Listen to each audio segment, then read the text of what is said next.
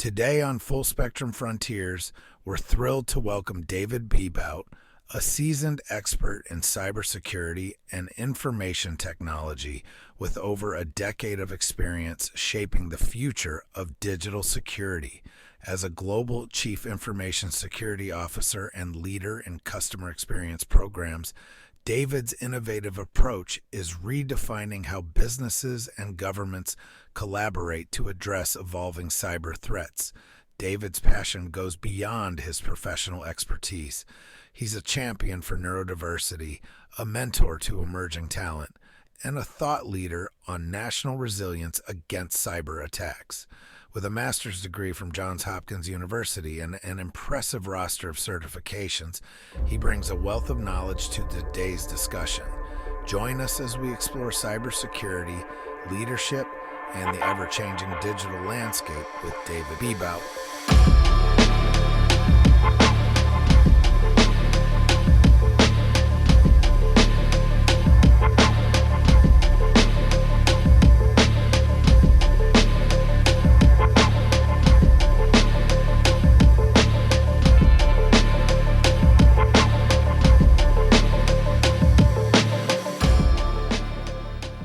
All right, we are live.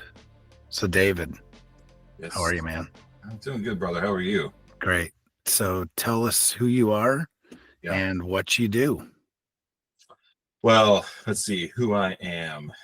I am many things. I am a father, a husband.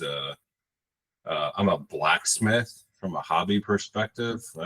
Which I love. Love to make things with metal. I in particular love to make organic things out of steel. I just think there's something about that combination I love. And then I'm a veteran. All right. I work in cybersecurity. I have now for about 15 years. And prior to that, worked in sort of counterterrorism space that kind of launched in my time in the military. So a little bit of that going on in there too.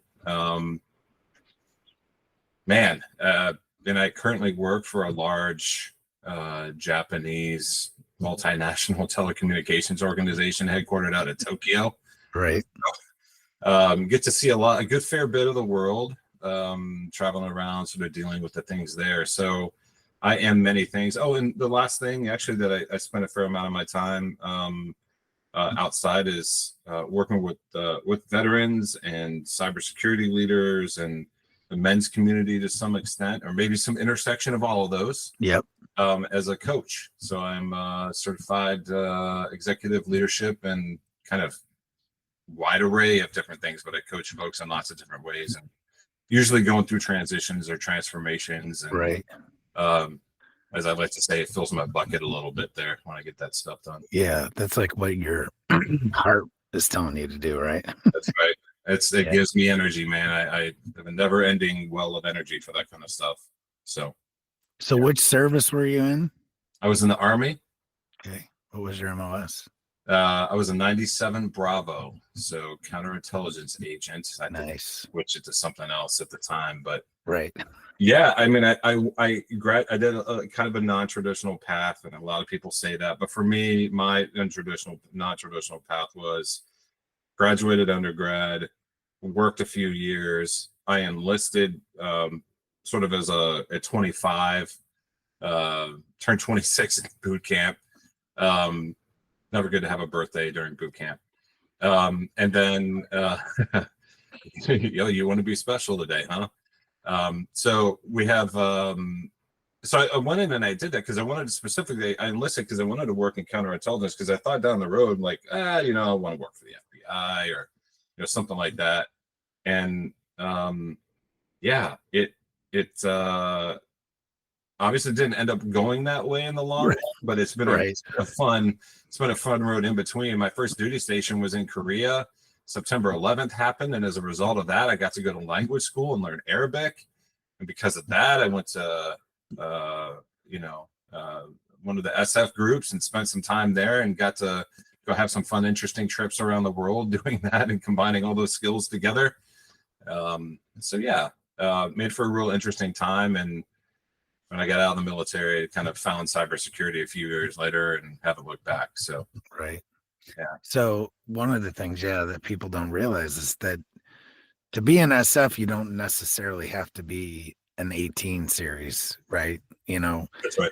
You Yep. get to do a lot of cool stuff, even as, because I knew a guy who was a communications guy who was in the group, in a group, and just loved life, man. I mean, they have their own, comm sergeants, right? But Yeah. either way, he was still, he had a blast. So Yeah. either way, We had a great time with it. And I tell you what, the one thing that it did, it ruined me for going back to the regular army. exactly, 100% exactly, ruined yeah, me. yeah, I, because yeah, one of my everything's more lax. I wouldn't say lax is not the right, not lax in a bad way. Just they don't focus on the dumb stuff, right? So well, there's a lot of big boy and girl rules, right? So it wasn't a whole lot of like concern about I want you to do it exactly by the numbers and the way that you were taught, and it was more like, hey Bennett, that thing needs to get done, and you have 24 hours to get it done. Go away and do it. I'm not going to tell you how. I'm not going to keep checking in on you. right, I expect you to get it done, and if you have a problem, you're going to come find me. Otherwise, go.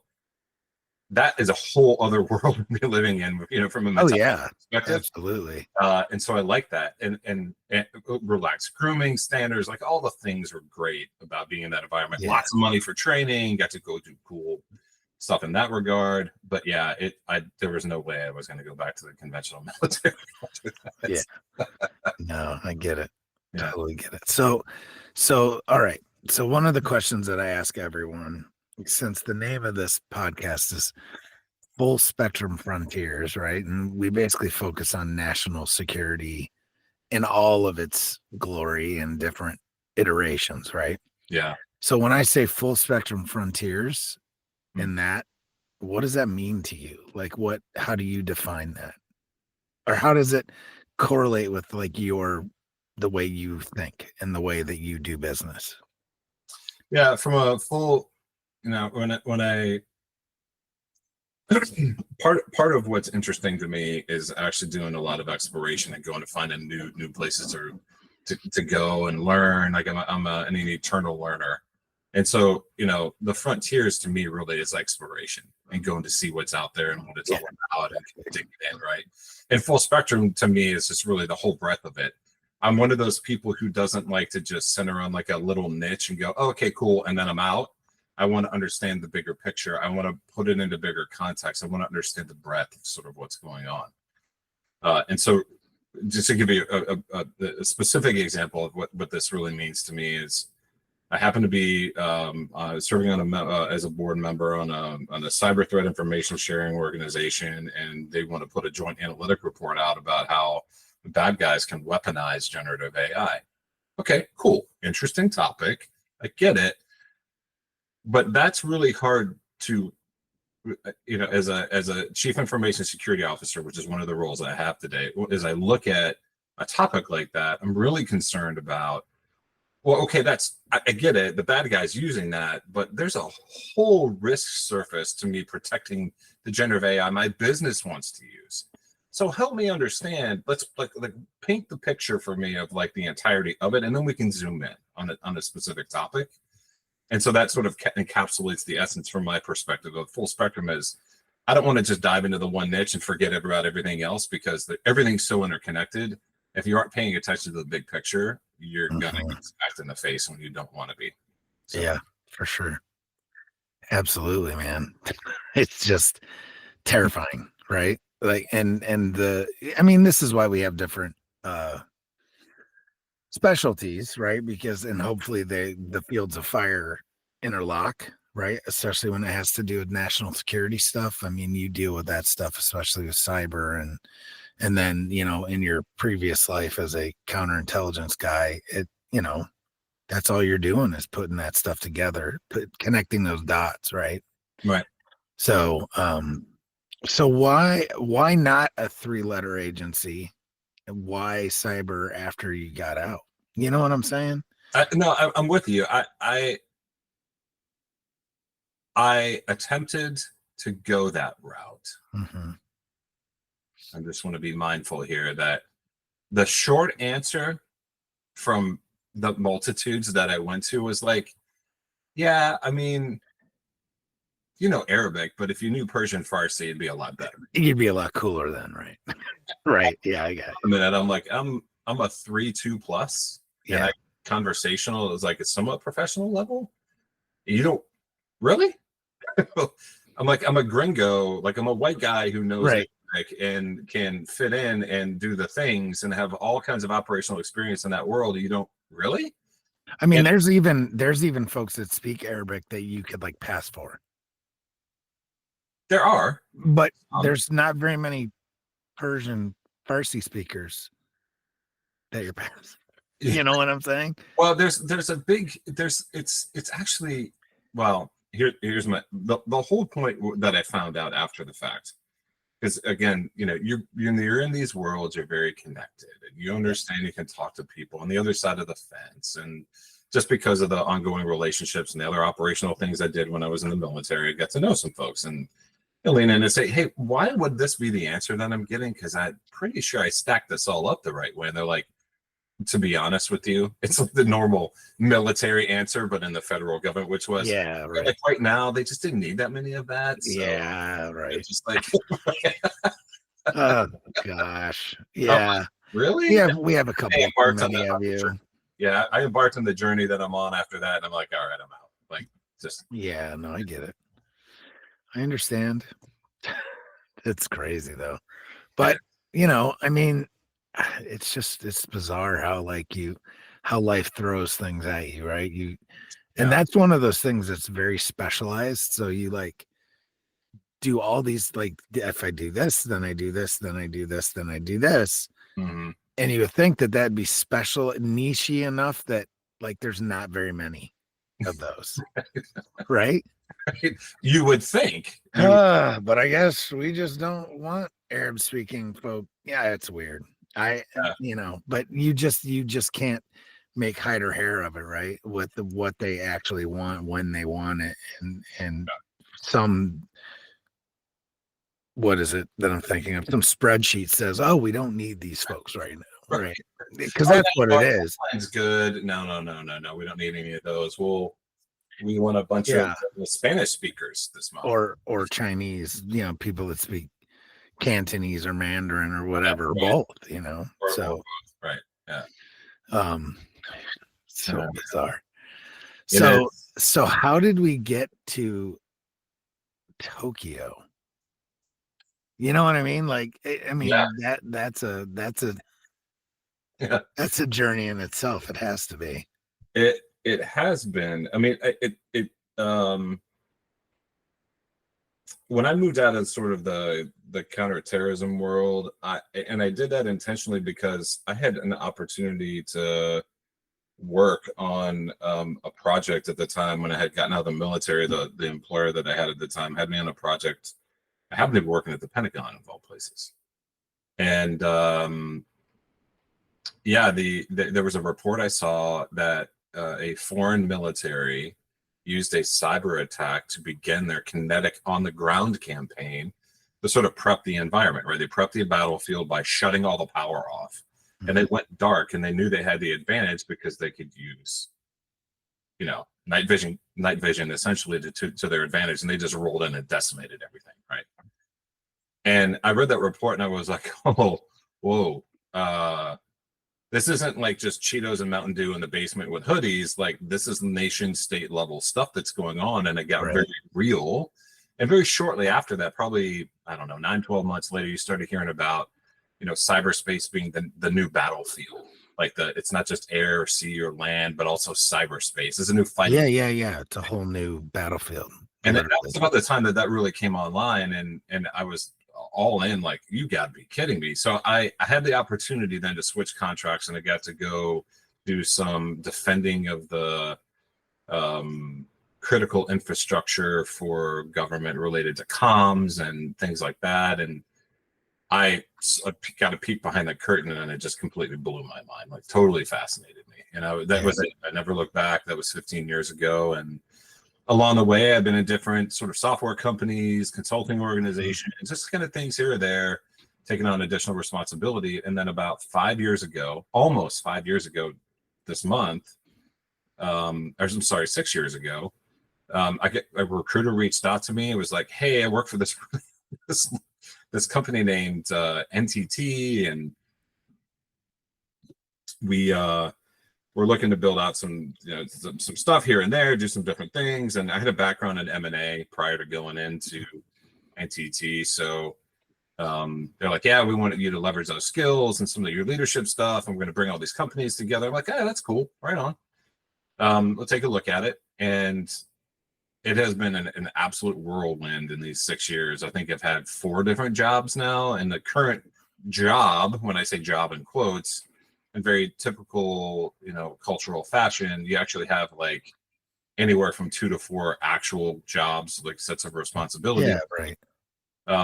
That's kind of how I ended up in this org. I didn't know anything about them, but this organization's massive. 400,000 people ish, right? Wow.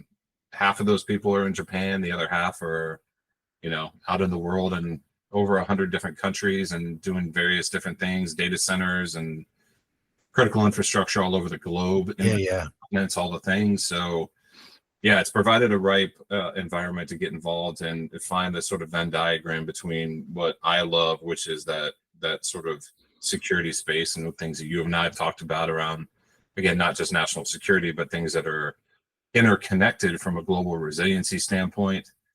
Certainly with a company this big that does all that stuff, and they do it really well. Mm-hmm. Right? It's very interesting to see where a lot of those conversations go. So it's nice to be kind of involved and in the mix of that stuff. Yeah, a little bit of everything too, not just. No.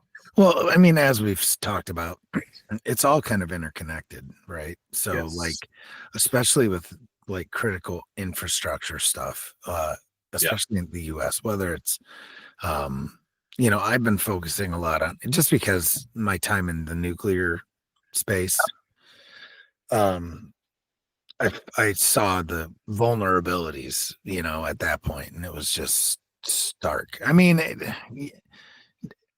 not to make it sound like, it's not secure, because it is. Sure. But you can always do better, right? Yeah. So that freaked me right out. And from a cyber side, it's gotten so much better in the last really last 5 years. So much better on that side, I think, because there was actual real threats that have caught up to our capabilities. Mm-hmm. And then, so I've been focusing a lot on the grid per se, the power grid, and then also food and water. Yeah. And just the vulnerabilities in those systems are terrifying.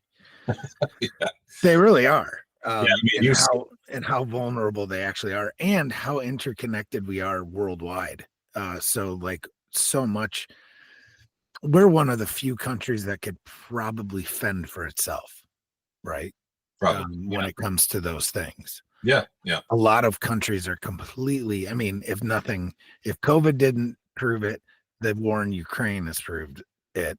And the tensions with China have shown the underbelly of a lot of these things, right? Where people are just, how interconnected everything is, and how the smallest little thing can just throw complete upheaval in. And we haven't even seen the half of it, right? Oh, no. So with those types of things, what, like, in your opinion, what are our what do we need to do? What are our,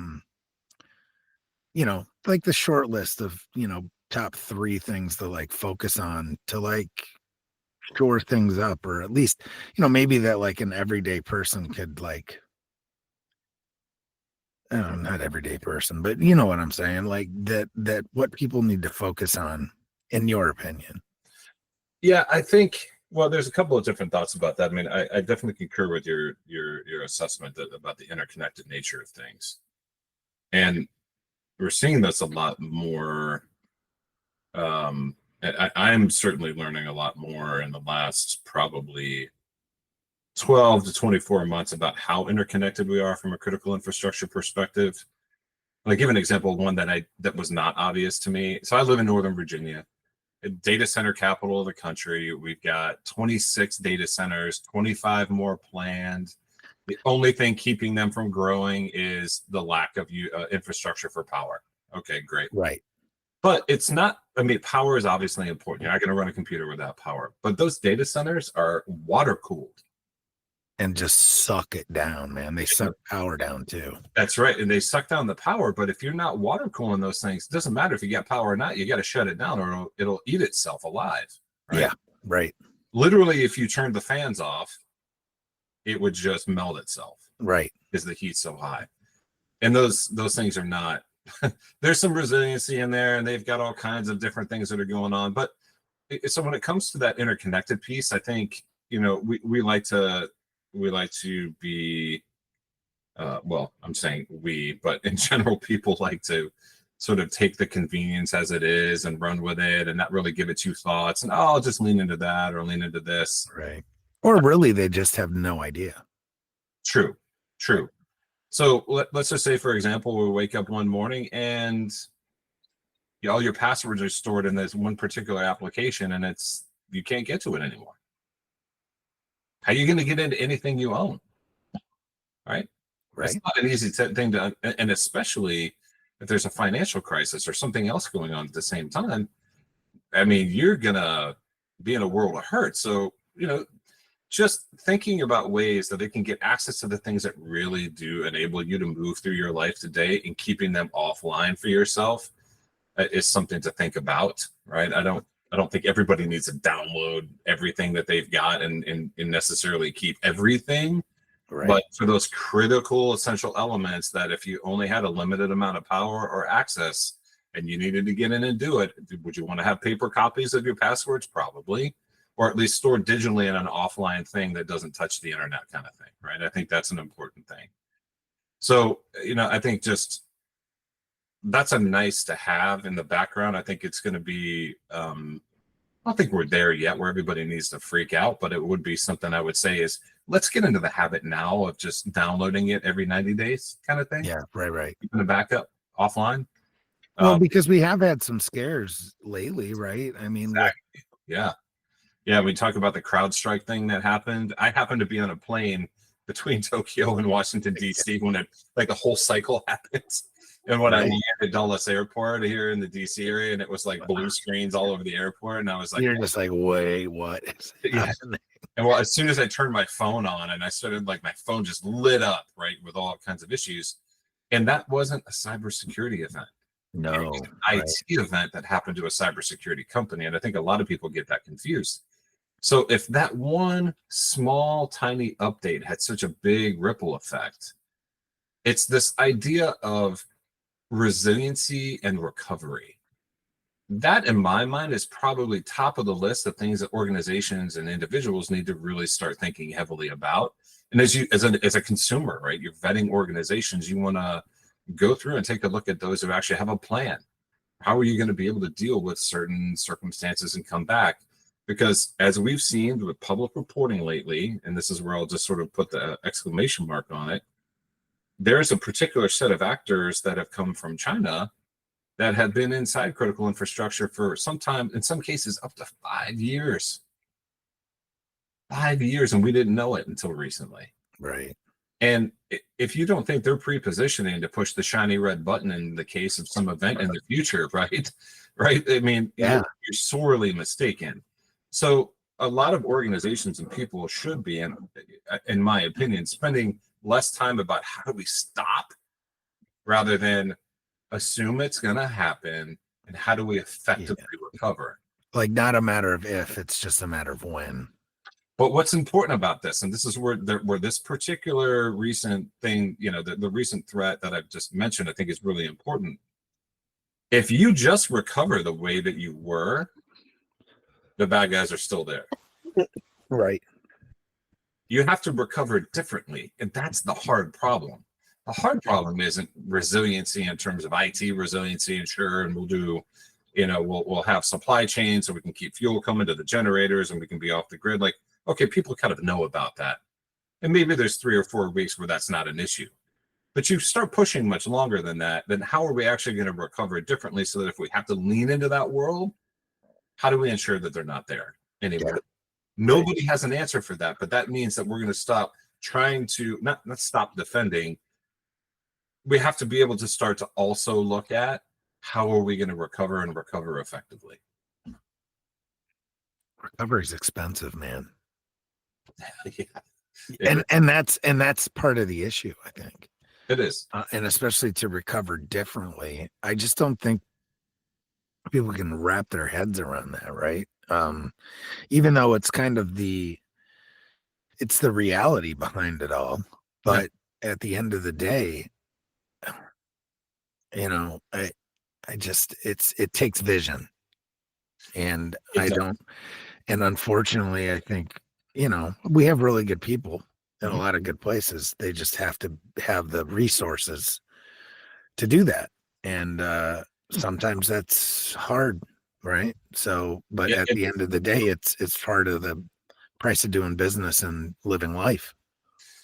And when we're talking about things like critical infrastructure, okay, well, yeah, we're at a point right now with that, we're kind of screwed. If it goes down, I mean, if we're talking power grid stuff, yeah. No. So one of the things I thought was really interesting, and I learned this in the last 6 months. Did you know that 85% of the critical infrastructure in the U.S. is privately owned? Yeah. Yes. Okay. Yeah, and we know how well that was deregulation did a whole lot of that. You know what I mean? Yeah, it did, for sure. Of utilities and all the things, not just Ma Bell, but of all the power companies. I mean, they've got it broken down, but you know, when they opened up markets and people don't even understand how the power grid, I say power grid, I mean, the power system works, the deregulated power system, right? And that like you have who's your power company there? Who do you pay your bill to? Novak. Yeah. So Novak is the supply company, right? And they allegedly maintain all the wiring and the delivery part of. Correct. The last mile, so to speak. Right. The delivery part. But they buy all their power from someone else. Yep. And that's the thing. That's the disconnect now. So it's good and it's bad, right? But like transformers, like giant transformers, like the mega transformers that we've got, I think there's like a grand total of like 12 or 13 backups in the entire United States. And they take something like 3 years to make, and they're all made in China. So like, anyway, you know, I mean, we can talk about that like crazy, but these are things that I had an interview earlier today where we were talking about this type of stuff, and with semiconductors and whatnot, and the CHIPS Act. Yep. I'm bringing all this stuff back, and this is what I do for Montana State, right? Yep. It's to try and bring all this stuff back to the U.S. so we are not so vulnerable. Yeah. So with that being said, especially you being in the multinational world, like what does the world think about? You know what I mean? Like what? Sure. How did they react? How do other countries react to this type of stuff? Are they in the same situation that we are? Or, you know, we also are talking about, there's very few countries have the infrastructure that we have. Right. That size and scale. Yeah. It's on a ridiculous scale compared to most countries. Right. Right. But like, are there examples of countries that are doing it right? I wonder.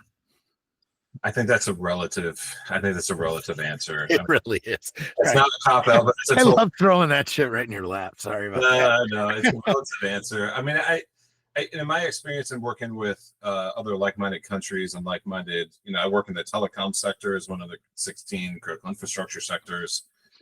And you've got an entire spectrum that ranges from complete denial and nothing's wrong, they couldn't possibly do that to us, to, are you kidding me?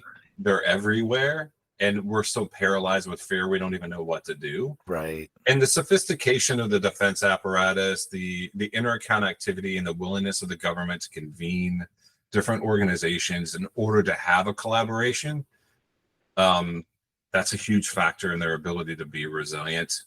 Some organizations, most other countries, whether people know this or not, but most other countries don't have a NSA, FBI, CIA, military, civilian agencies that are all sort of separated and distinct from one another the way they are here. And some other cases are kind of combined into one, and then there's only maybe a couple, or there's just a weird combination. So it's really hard for the U.S. to, even with its partners, to sort of match one-to-one, and who do they engage with and how they engage. And that's a big challenge that a lot of even the Five Eyes partners and everyone else, like we've got ways, and we've worked together, and we know how it's going to happen, and we tabletopped and war game this stuff out. Well, companies haven't. And what we're seeing now is that because governments sort of have their little groups that they're part of, and who knows what's going to happen in the future in terms of what's going to stick together in terms of well-oiled groups or not, right? We just don't know. But assuming it's going to probably change, you're going to have a whole bunch of new relationships. We're going to have to figure out how to work well together, and not just work well together when it's peacetime, but sort of in the cyberspace domain when sideways. So how are we going to have these conversations about, I guess that's not really a question for me to finish. I think really what I'm trying to say here is that you're seeing companies start to build out company to company information sharing agreements, not waiting on the government anymore, because they can't. Which is huge. 100%, because it can move way faster. You don't have the diplomatic processes to worry about. As long as it doesn't violate on either end, you can create sort of a legally binding tunnel that stays, under mutual NDAs, right? Yeah, it's kind of like a consortium type of. Well, one-to-one. Right. Now, but you could have a consortium. And that was one of the things I was thinking of is, man, why not get together and have like a consortium? Anyway. I'd be interested to see how that kind of pops out in the future, because I have a feeling that enough of those companies are going to say, oh, well, I'm connected to them too. Oh, well, me too. Yeah. Right. And then we can sort of, let's go meet in whatever country. And right. I mean, they do it with so many other things. Why not this? Right. So the other thing though is you brought up a very good point with the US and this, you have this distinct government and corporate separation, right? Yes. Mostly. Right. But countries like China, they don't have that. Right. I mean, they have the facade of that, but the actual workings of that are not. They're one entity, right? Or there's a government entity within every corporate entity. Mm-hmm. Does that give them an advantage, do you think? Yes. But I think it gives them an advantage in the ability to be operationally consistent. Yeah. Because nobody's asking for permission and nobody's waiting for anyone to approve it. They're just, blade hand out, you're going to do this. All right. Hey, you get over here. So the whole interesting part about that, in my opinion, is it will afford some advantage, but the disadvantage there is that it's so centralized in its thinking, and for the protection of what they say is the overall good, but rather towards this idea of just control. Yeah. They don't last forever. Those sorts of scenarios. Now, something can and will shift, and who knows how that's going to end up. But it does certainly give them the ability to, from a command and control perspective, to think about the quote unquote companies as extensions of their ability to reach out and touch somebody, right? Mm-hmm. Where in the government that would never fly. Here in the US, at least, overtly and on the fly, right? there's no way the government's going to come in and tell the bank, like, you now must redirect all the money you have to this other country because we need it at this moment. Right. That the lawyers would vomit on themselves, just the idea of the government coming in and doing all of that. We just don't have that culture here, right? Yeah, right. And look, and there's other cultures in the world too outside of China that I think well, I mean, just to the point of, like, if it's for the overall good, they'll just jump on board and do it, even if the government doesn't control, because it's what's good for the people. Yeah. Okay. Well, nah. That's debatable. Yeah. It really depends on the scenario, right? But who actually thinks it's better for the people, right? As well. And that's the way we think about it here, right? Yeah. With other parts of the world that's so embedded in their culture that they wouldn't dare ever go against anything that could possibly be at the cost of anybody in their country. And this happens in all kinds of continents around the world. So, yeah, I mean, they're not alone, but they do definitely have a command on that space within their country about the ability to affect things the way they want them to go. Right. About that. So you brought up Five Eyes earlier. Yeah.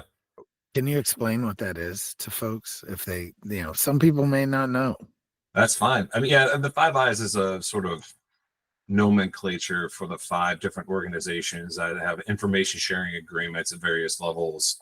It's the US, Canada, Australia, New Zealand, and the UK. And those 5 countries have agreements and binding agreements, and we've had it for decades, right? Right. We collaborate, we cooperate, we train, this is not NATO, right? This is just those 5 countries that have had this pact for information sharing. And it really comes down to just making sure that, and what I've seen now internationally, this is unbelievably important, is that they actually have common systems for managing and protecting information so that it can be shared when a crisis happens. Part of the problem that we've got with other countries who are not in a group like that, or who want to be, is that they don't have systems that actually line up. So even if we wanted to, for example, go to, and I'm making this up, sorry, Uganda, if I'm wrong, but if we say U.S. wanted to give all of its information that it had at all classification levels to Uganda, they probably don't have the same system in their country, and nor could they absorb and protect it in the way that we would demand that they protect it. Yeah. And if that's not possible, then we just can't give them what they could use to help themselves, right? So that sort of disconnect is why you see a lot of these organizations coming together, is because they want to benefit from the collective, and it's not just country to country, like one country to another. They're all sharing the same thing, so everything's distributed to everybody at the same time. So it makes sense that people would want to be a part of stuff like that. Right. Now, is there a sort of like a system for NATO as well? Yeah, there's allegedly. Allegedly, for as long as it continues to exist, yes. Yeah. There are systems for releasability there. I mean, but a different relationship too, though. Yes. Right. Yes. So it so that has a key differentiator there. NATO's a military alliance, right? It's not it's not necessarily the state per se. It's more the military. I mean, it is, but you know what I'm saying. There is a definite difference. So yeah, that collaboration, and that's a great point. Like there are probably certain members of that group that you would not want to share. Correct. Certain pieces of information, because especially as of late, right? Oh my gosh, I can't even that's a whole episode on this. Is so it could be absolutely crazy. Oh God, like oh man, yeah. So that's not the most trusting situation in the world, right there. But yeah. Man, it's like I have to ignore. So I have to ignore a lot of this stuff because it gives me anxiety to an extent. Sure. It's not something that not so much when I think about it, it does. But once I realize I really can't do anything to affect it, right? Except for myself. Otherwise it gives me anxiety because everything is hooked to the internet. Everything, not everything, but it is. Let's be honest. Yeah. Everything is hooked to the internet. So one of the things that terrified me, and then so you go beyond that cyber wise. Like we have our regular systems, we've got our banks, and we've got our stuff that's all interconnected. The thing that's really kind of spooky, right, is the Internet of Things. Yeah. Right. Yeah. And the amount of talk that goes across all these things, right? So I don't remember why I went down this rabbit hole earlier today. And I came across, so if you ever, what is that show on HBO? It's actually The Golden Compass. Do you know that series? I don't. Or like, so it was kids movies, The Golden Compass, like it's got like the polar bears that talk and stuff in it. But there's all right. But then they made the Chronicles of Narnia. Was that? No, it wasn't. It's similar, but then there's this series. You're probably like, where the hell is he going with this? I'll get there. I'm on the ride, brother. Let's go. There was a show called, I think, His Dark Material that came out on HBO, which is like the sort of like adult version of those books. Oh, right. See. Yeah. And I think it is. I'm gonna verify. His Dark Materials. Yes. Is what I'm talking about, and it's actually a book. Now there is this thing in there called dust. Okay, and this is kind of like a substance that makes the world. I don't even know exactly what it does, but it's like a ethereal type of like energy, and it kind of does all kinds of things, right? But it's called dust. So I fell upon this article about this stuff called smart dust today. Have you heard of this? No. So smart dust is basically a network. It's networks of tiny wireless micro electromechanical systems. So I guess they call it it's like a memes, MEMS, right? Okay. That autonomously collect and transmit data about their environment. And they're little tiny minuscule devices, often that are no larger than grains of sand. How terrifying is this? But they're equipped with sensors and processors and communication components, enabling them to detect various environmental factors such as light, temperature, vibration, magnetism, and chemicals, right? Isn't this insane? So this is the type of technology that, like nanobots and things like that, right? That are changing the game, and especially like with surveillance and just cybersecurity. Like it doesn't even necessarily have to come through wires now. It could literally come floating in on the air. And there could be like nanobots that attack your computer. You know what I mean? Sure. I think that might be why certain things have huge air handling systems. Like some of those data centers, I know that they do. They have the huge, and everything's climate controlled, but not just to keep it cool, but I think to keep certain things out. I mean, dude. Yeah, the filtration systems in those buildings it's insane. All I know is DARPA is a terrifying place. Terrifying organization, right? I'm glad we're making sand, basically dust, smart dust. Yeah, right? yeah. So I don't know. That's crazy. I actually hadn't heard of that. Yeah, look it up, man. I'll even send you the article or an article. Yeah, it's crazy. Smart dust. What are you talking about? It's like that's like wizardry. Almost seriously. It's like, this doesn't even make sense. No, Daddy, I'm just playing in the sand. Get out of there. The sand. And then the next thing you know, it turns into a transformer. That's like some transformer stuff. That's right. Yeah, right? Transformers formed out of the sand. Or whatever, right? What are they gonna weaponize beaches now? What's Yeah, right. No, we don't even need mics. We just put smart sand in, smart dust in the sand, yeah, just walk into a room and throw a handful of smart sand on the table. right? Or whatever. It's just insane. Wireless smart sand. Yeah, but that just shows you. So, like, the importance of, can you hear my dog barking? I just did when you started asking the question. Oh, just wondering. Damn dog. Anyway, but like bringing the chips, like, I say chips, but semiconductor stuff back to the US. Right. It's not even that it all went over there. It's just that's where it ended up doing a lot of its evolving happened overseas because that's where the money went, right? That's right. Do so we have a huge plant coming here, as you know, Mhm. when we met at SU, giant micron plant. Um, I just think it's so important. I mean, what are your thoughts on that?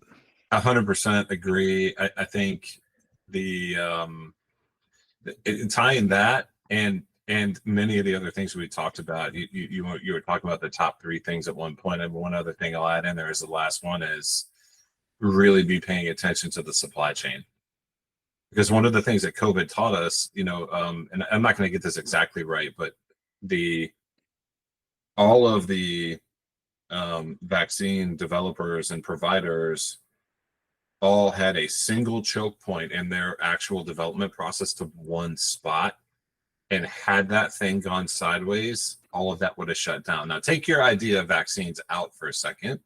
Not yours, but in particular, right? It's the general sense. Take it away. The idea that something critical at a time of international need could go down because that one place didn't have that one thing. Man, I mean, what a mess, right? Talk about choke points. So the idea of looking at the resiliency of the supply chain, and for the things that affect you and that you care about, right? That's something that actually people are starting to get smarter about, this idea of like, oh, I'm not just going to go buy this car. I'm going to buy this car for a lot of different reasons. And one of them is it meets all of my other criteria, but it relative to these other companies, I know that it has an encapsulated supply chain and it can persist into the future. Yeah. That's what I really care about, longevity, no matter what could happen in the world. Those are things that people are starting to use as decision points, and they should, right? Yeah. Well, to that exact point with cars, right? Yeah. So I was talking to my mechanic and I'm just like, because I had to buy 2 new cars as of late. And I'm like, so what should I buy? And he was like, the usual suspects, Toyota, Honda, blah, blah, blah, Ford. But I was looking at I was looking at everything, like what's good, like, and Mitsubishis are viable, good products, right? Yeah. But the one thing he said that kept me from buying it was he's like, I've been having a really hard time getting parts lately. And this is years now after COVID, right? Yeah. Or our supply chain issues, right? Yep. No, we still have them. And like, it's years, sometimes it's years to get it to come back. And yeah, it's just absolutely crazy. And to that point, what I think is also interesting is it's not just original like OEM parts. It's is there the secondary market? All right, is there access to that secondary market? Do they have one yet? Right. That's also a decision making point. Because maybe I can't get the OEM because the supply chain is dorked up, but I can get aftermarket parts and it'll still work. Cool, I'm good. Yeah, absolutely. Right. But like, so the other thing that comes in when you talk about supply chain too is also what kind of products are we sourcing? Because we had lots of issues with some stuff made overseas that literally had back doors built into it. Yes. Where that whoever actor made it or the nefarious side of it has access to it. And that's one of those things that terrifies me about things like those transformers. What kind of backdoors are built into these things, right? Yep. I think one of the companies was Huawei, right? Oh my gosh. Yeah. And that's like a whole episode unto itself. That rabbit hole, right?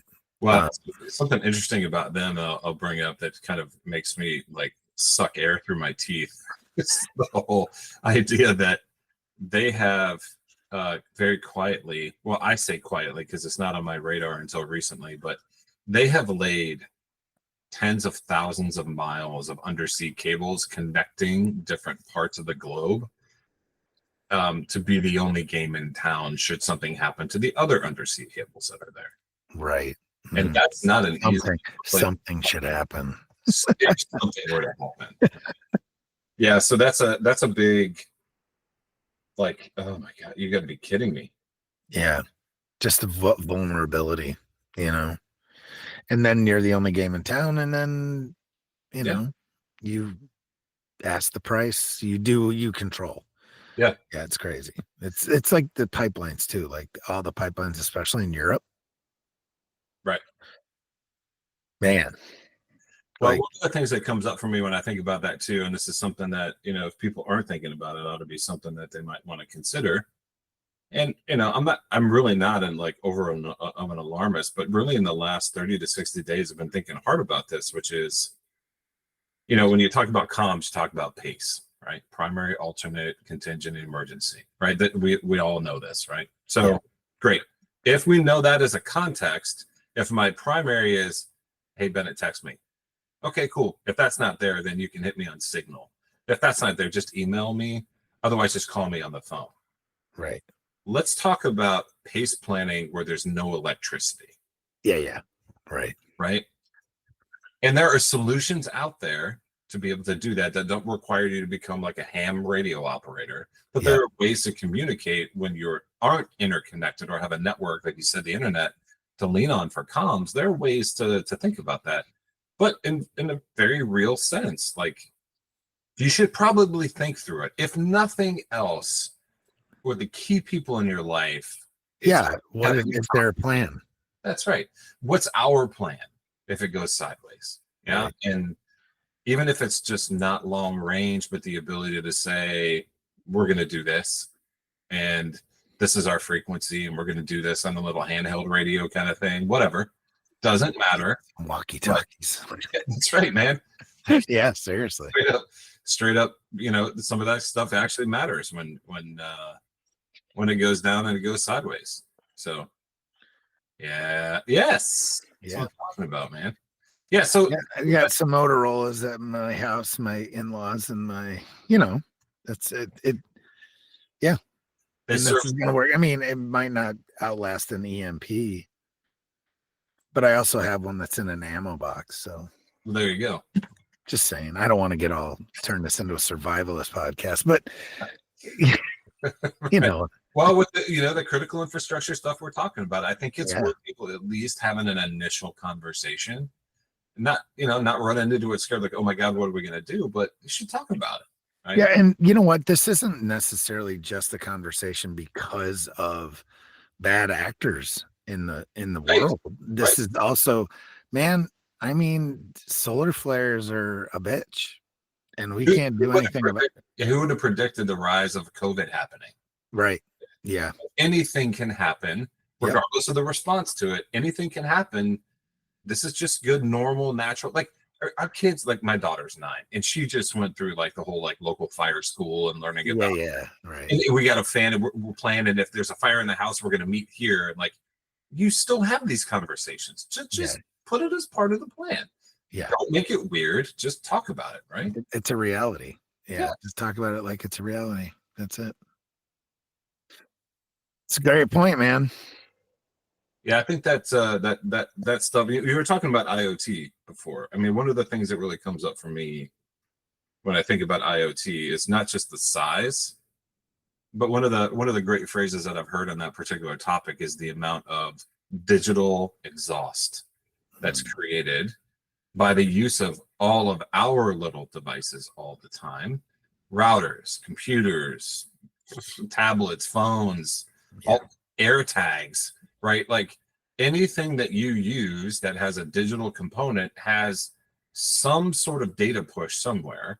It's being collected. Now, let's assume good intent for a second, and that all that data is secure. It gets exponentially bigger the more that we do things. I forget exactly what it was. When you combine the size of the digital exhaust and the acceleration, the exponential acceleration of the digital exhaust is created just by interacting with ChatGPT one time. All the cycles of things that happen in the entire pipeline that goes into just your data going to the algorithm and the data engineering, the data pipeline, all the data that's collected off the exhaust of what's being done so they can track metrics. And then it gets into the model. The consumption, the power consumption by those chips is unbelievable. Again, driving data centers and power consumption and everything else, right? There's actually, when they say the use of ChatGPT, I'm going to butcher this, so nobody who's listening, don't hold my feet to the fire on this, but there's something to the effect of like one query in ChatGPT consumes enough power to like power like 100 homes for an entire day. One query is the equivalent kilowatt consumption of powering 100 homes for one day. I mean, are you kidding me? Yeah, that seems excessive, right? Right. And that's just one query. Right. Can we use that query to figure out how to be more efficient with power? Yeah, I don't know. I use the shit out of ChatGPT. You know what? And I think as a thought partner, it's effective. But oh my god, man! I frankly use it as a search engine now. It's almost so. It's almost more effective. Because, and it's not. I'm not saying that it's not curated. Right.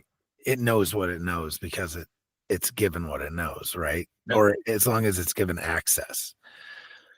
But I can't get over like if I ask a question to Google, right? I get one answer. If I ask a question to DuckDuckGo, I get another. Right. Or a different set of, results. And I just can't abide by it. Now I can filter through it myself. Obviously, I'm not an idiot, but a lot of people can't, or nor do they want to or have the time. And this is where misinformation and whatever the hell you want to call it, fake news, whatever. This is where it all comes from, is the curated and the manipulation of information, right? Well, and the human assumption that it's correct. Yeah, and you can't. Oh, yeah, everything on the internet's true, or whatever. Well, those answers are much more sophisticated and precise. So people are like, well, I mean, because who would make that up? I mean, that's like 90% real. Yeah, but it's also 10% not. If you knew that ahead of time, well, then why are you stating it as fact? Right. That's where I get into this. That's where I get into, and this kind of brings up for me something. It was an interesting conversation I had the other day when an individual was talking about the idea of where does AI have a role in the medicine, right? And if so, where? And so one of the things that was really interesting that brought up is that, yeah, it's much more accurate from a diagnosis perspective on pure percentages. But here's the thing. If you take that kind of thinking out of the brains of the doctors, and they become reliant, that atrophies. And they won't be able to use it effectively when that's not working. So do you want doctors that are diagnosing first and then having a second opinion by an AI, or do you want to flip that? I'd rather have doctors leading and keeping the mental acuity together so that if I got a problem down that road, and there's no power, right? The EMT shows up, or some doctor shows up on scene somewhere and they don't have access to that. You better know what you're doing, brother. Yeah. Yeah. I mean, I use it a lot. Well, we've talked about this. I'm in the podcast space, right? So I write all my scripts and then I put that through ChatGPT and I have it correct, you know, it's way better than spelling grammar check. It just is. It Um, is. and you know, just take it one time and say, hey, so from a and say from a liberal slant, Right. what does this, and pick a topic, whatever. Give me what does this mean? You know, like environmental, whatever from a liberal perspective, and it'll give it to you. Mm. And then do the exact same thing and say from a conservative perspective, it'll give you whatever you want. And what's terrifying is that the difference between those answers is stark and ridiculous, right? Is yeah. It's scary. But that's a whole nother thing. But um, do you see AI as I mean, I guess if in the wrong hands, it could be a bad thing, right? But how worried, because you're kind of in the space, right? Mm. Like, are we gonna have issues with Skynet? You know what I mean? No, no. Because and that's what people go to. They go Sure. to the Terminator. Is Yeah. this thing gonna, are we gonna have issues with Skynet in, 15 years? Maybe. I don't know. But like your opinion. Yeah. In our lifetimes, I don't think that's going to be a problem. I don't either. But I will say this. I mean, there's enough evidence to show that left to its own devices, yes, it could be a problem. There was and I think this was in Japan. I'd have to look it up and try to find it, but I think there was a research project. I think it was at a university in Japan where they actually had these two Gen AI instances work collaboratively together. They ended up creating their own language and went off and communicated in a way that the engineers had no idea what was going off, and they immediately shut it down. Wow. But that's interesting, right? Because Very it interesting. learned to communicate so effectively and efficiently to get that thing done. And then the human's not in the loop. Like you can't even be in the loop anymore if you allow that. But you're the master of the environment. You could knock it off. Right. Prompted the right way. It's only here's the thing with generative AI. It's only going to do what you tell it to do. It's not autonomously thinking thoughts. There's this. If you look out there now, you could find there are jobs what they're calling prompt engineers. Yes. Oh, absolutely. Yeah. Like this. So, I would actually consider myself a very effective prompt engineer. If you ask ChatGPT, it'll do it for you. Right. Right. So if you want to have the more effective the results you want to have, the better the prompt needs to be, which means that it's only going to be as effective as the people using it and for the purposes that it's looking to be used. It does not have the capability to run out and say, I want you to act as an autonomous system and go out and take over the world. It can't. It doesn't know where to start. It doesn't know what to do. You would literally have to tell it everything to do. Yeah. That's not autonomous. And I don't think that people understand that that's the way this works, right? They just, they go, it's ignorance to the system, right? Yeah. And they just assume the worst and go, oh my God, it's gonna, the T-1000's coming. The T-1000, I mean, could that be a thing in the future? Because absolutely, some engineer build a T-1000, and then there's a lot. Yeah, maybe, right? Maybe, I mean, right.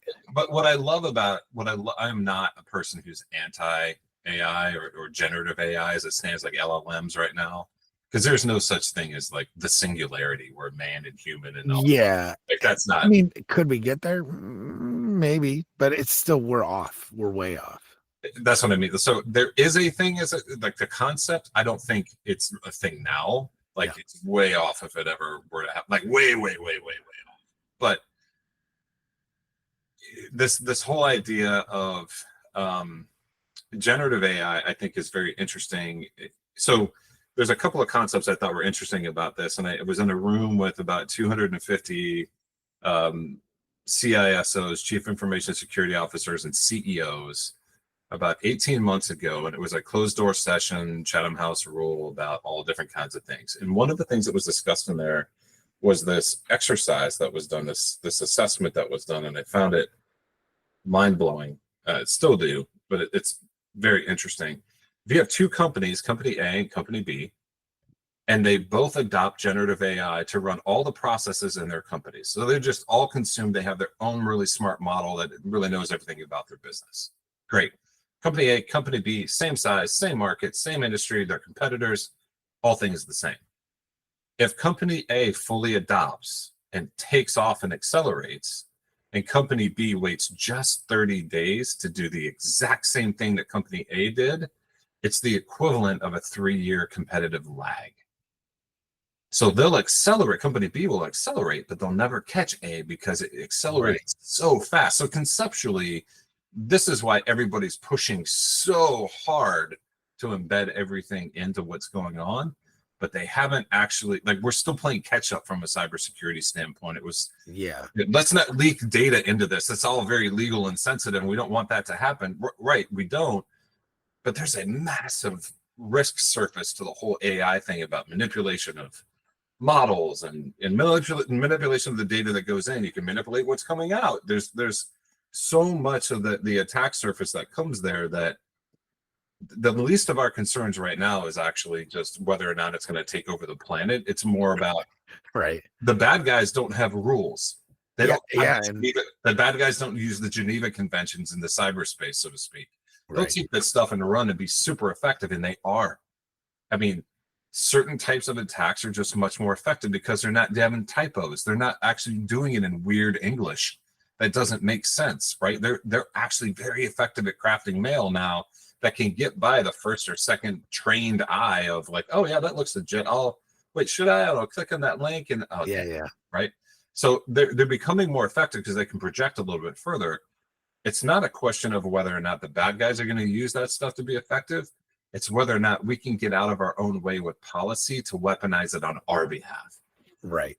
That's the problem. That usually is because of, for lots of good reasons, right? We don't want people to go nuts. But we got to be super effective with some of that stuff that's coming down the line. And from my understanding this week of some of the things that I've learned from what's projected in the new administration, it looks like they're going to take the gloves off and let really invest heavily into the leveraging AI, into the economy, into the future, the country. So, which frankly needs to happen, because if you let the normal regulatory environment run the way it usually runs, it's so far behind that it just can't even catch up. I mean, not just for government, but for academia, all the things, right? They're just behind the power curve constantly. It is very hard to stay competitive, and it is fast. Yeah, I mean, and let's be honest, company B just applied to country A and country B. Right? Yeah, right. Then we have the same issue. Well, it's like compound interest. Like once, like if I'm 50, I'm 50 as well. Yeah. But I'm 50 years and 6 months. And if I started, my retirement account 6 months prior to you, you'll never catch me. With everything being equal. Yeah. And I will have so much more just because of that 6 months. It's insane. So it's very much, the data is very much the same as compounding interest in that velocity of it. Right. Yeah, right. So yeah, man. I don't think it's something to be scared of. I think if you leverage it smartly, it can be a massive. It is a huge tool. It's like, I look at it as I explain it to my kids like it's a gun. It's the same concept. It is a tool that is a very powerful tool. So powerful. It's so powerful. It's basically like the computer in the aspect of what, we all know those guys that are our age even. Like, I don't do that email shit. I don't do this. I don't mess with those computers. Yeah, right. And now they have no idea how anything works with anything, because they're so far behind. Like, they can't even do email. Yeah. Yeah, that's And one of the things that I saw. To your point, and I'll say real quick is in that same meeting where we talked about company A and B and the difference, they had a list of the top 5 most impactful things to the human race globally, and that included the car, the printing press, the personal computer, and not even remotely close. Gen AI was so far out at number 1. The gap between 1 and 2 was not even like right. it would have been off the page, right? Yeah. Because everybody is so convinced and they can very easily see what's going to happen. When we talk about the digital exhaust, we talk about the things we need to shore up, the efficiencies we need to have, the ability to rapidly make decisions that, if employed the right way, can have a significant impact. The real question in my mind, though, is this. Much like the Industrial Revolution, are we going to have a lot of displacement where we're going to have a lot of people that are skilled in things that don't matter anymore? And what are we going to do about solving that? Yeah, right. Because Yeah, that's an economic security issue. It's not a generative AI problem. It's an economic right. security issue. And there's a whole lots of like ethical questions that come as to who's responsible and when. And Yeah, right. but I see that coming as something that's very real. What did they say? It was like, getting people kicked off of YouTube and everything back in the day. Well, what it's when they were closing down like coal mines and stuff. We'll teach them to code, Yeah. right? Yeah. That whole movement, teach everyone to code. Well, I mean, it's the same thing's going to happen with AI, right? I mean, and that's just a whole. And now AI can code for you, right? Yeah, So and teaching the fairly effective. people to code is, I mean, you still can't change certain things, right? But Yeah. at the end of the day, it's very effective at coding, building all kinds of things from apps to websites to everything, and it'll do it in that. Yeah. Whereas it's such a force multiplier. It's absolutely insane. So there's been a lot of research organizations, a lot of corporate, large global IT tech companies that will remain nameless that have effectively studied this pretty significantly to see what's the potential for releasing generative AI into the wild, and then certainly to the enterprise software world. Okay. Right. And what's interesting is some of the assessments of that stuff that come out say, oh, a 2-hour task can now be done in 2 minutes. Yeah, for So sure. hold on a minute. What I just heard you say was that a 8-hour workday can be done in 16 minutes by one person. So if I take some break time in there and I put 4 of those per hour, I'm saying that 8 times, like, so a person can do the work of 32 people in one day. Depending on the job, obviously, but yes, Just mathematically, right? especially like data analytical stuff. Yeah. Yeah, like you just can't even compete. You just can't. And I get it. There's an ethical concern here, but there's also hey, we need farmers. We do. Yeah. You know what I mean? And at the end of the day, well, before you know it, it's like one of those things like, well, what ends up happening? Do people end up going back to a subsistence way of living?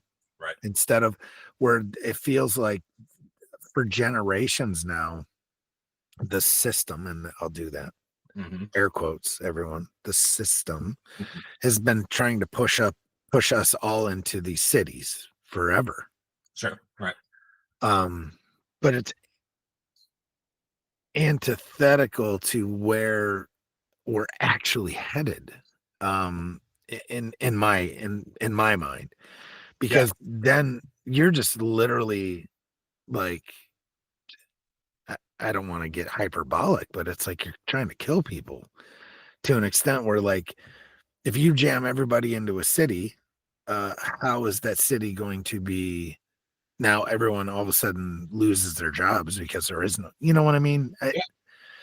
Where we should be probably going the other direction and having people, teaching people actual skills to survive, right? And like I don't know. I have This is probably not we don't have enough time left to tackle all that, but that's actually a good episode idea. Is to, take like 10 steps backward to take a couple steps forward, right? In that kind of like melding of real life and cyber stuff. yeah. And to make it actually so like people can live in that type of environment. Whereas then if you pack them all into cities, we're living off of the government at their whim, right? Yeah. Yeah, I think one of the things that comes up for me when I think about this, and this is really where one of my interests in getting involved in coaching comes from, is as we become more digitized, I don't want people to lose touch with their humanity. Well, it becomes very dystopian, right? Yeah, but I want people to stay connected to the fact that they are humans, Absolutely. that they are living through these things. They are themselves, and they're going to need to rely on those, but keep in contact, right?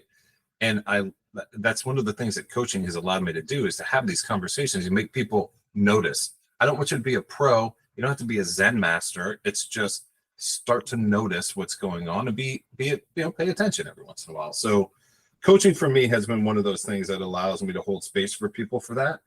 And I love that because you see the light bulb sort of turn on. And to your point, I don't know that I don't know how it's going to shake out, but I can definitely see that the efficiency, that the way that things are going to have to run. But I'll just tell you right now, like, we are going to need people who know how to wrangle data together. We're going to need to have people who can construct data pipelines to shove it all in the right place and have it show up in the right format that's readable, that's whatever. You're going to need data scientists that are going to be able to make the algorithms, make them better, run on less processing power, all the different things. You need cyber people who are going to protect it all, right? Like, you can't get away from companies having to compete, and it's going to be accelerated so fast that you can't not be there, or you're just going to collapse. Okay, great. Well, what are all those other people going to do? Right. Yeah. You're going to have to lead out a whole bunch of different people into a new world of thinking. Yeah. Like what's one of the things we were talking about this morning on the interview that I was doing this morning is and engineers. Right. We need them so bad. We need them almost as bad as farmers, actually. Yes. And almost all the trades. I agree with you on that 100%. Because the infrastructure doesn't exist without those people.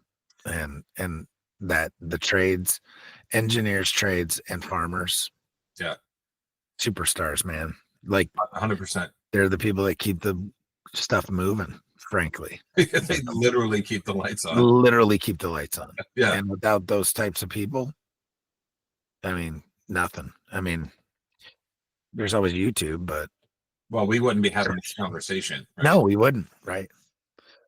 So yeah, I don't call repair people. I just use YouTube until my wife's like, you gotta stop it.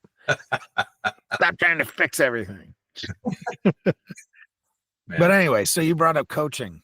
So tell us, let's end with this. Let's give yourself some shameless product placement, man. Like, tell us where we can find you to, if we want to do some coaching. Yeah, I mean, look, I mentioned some of the communities I like to serve, but really anybody who's just, looking to work on solving something they haven't been able to work out on their own or with the resource that they've got. And it's always good to have somebody sit down and be your thought partner in it and hold that space. I think there's something really powerful for just like the two of us. We're sitting down, we're having a connection, we're communicating with one another. And just to be seen and heard that actually what you're going through is real. And we know this. We got veterans that struggle with all kinds of things, right? It's not just people who are struggling, but people who want to be the best version of themselves, right? Yeah. That's really what it's all about. And as I told you, my personal mission is about trying to make sure people are connected to their humanity. And I think that even if you're in the tech space and that's what you decide to do, it actually is probably more important that you remain connected, because absolutely. You're going to be the overlord with regard to what's going to happen with all these things that are built. So yeah, you can find me on LinkedIn. If anybody's listening wants to connect, obviously in LinkedIn, great, reach out to me. You can reach me. I've got a little public facing page. It's not a website, but it's a public facing page. And it's the word practice.modiesendi.com. So that's practice.modiesendi.com. You can reach out to me there, book an appointment. You can read more about my background if you want, get some sense of what that's all about. But, I think all of these things we talked about today do tie together. And I think the future, if nothing else, we know one thing for sure at the end of this conversation, we're going to have to learn how to show up differently and in ways we're probably not comfortable with. So right. Yeah. That's, I want to be there to help people who are interested in stepping into that. So. Absolutely, man. Well, thank you for coming on and talking around my craziness. The rabbit holes that I go down, and I love it, man. I really appreciate the conversation, and I look forward to any other ones in the future. I really do, and I look forward to more of these conversations as we go along. So absolutely, we'll have to do it again. So all right, all the best, brother. I appreciate you. Thanks, man. All right.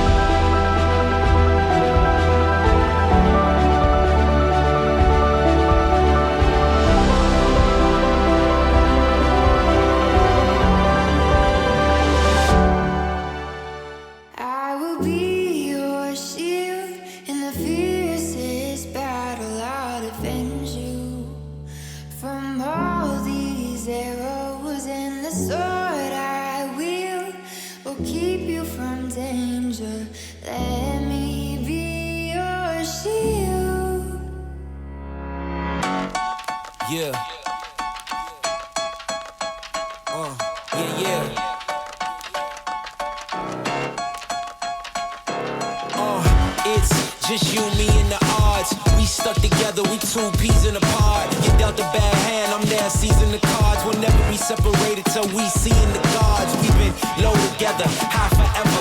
Long as we go together, we'll die whenever. Be a light, couldn't let the darkness try you ever. Truth in my word, you I lie to never. And when the world gets a little too hard, wipe your eyes, put away your sorrow. When it's war, I'll be leading the charge, and I'll be still fighting for you tomorrow. Yeah, even with a blindfold or in different time zones, could find my way to you with my eyes closed. There's nothing between us. Go to Mars and Venus, stand in front of every one of them rocks, they slimming and be a shield. Yeah. In the fiercest battle, I'll defend you. From all these arrows in the sword, I will keep you from danger. Let me be your shield. Yeah, let's go.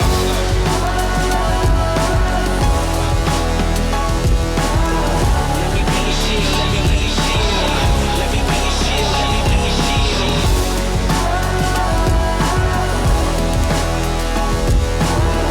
Let me be your shield. Let me be your shield. Let me be your shield. Let me be your shield.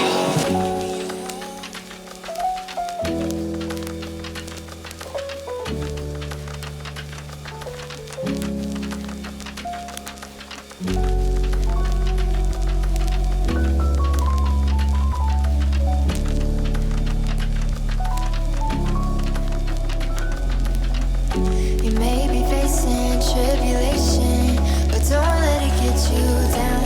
What I'm saying may take patience, but you're gonna make it out. I scratch my own 2 feet to pull you to safety.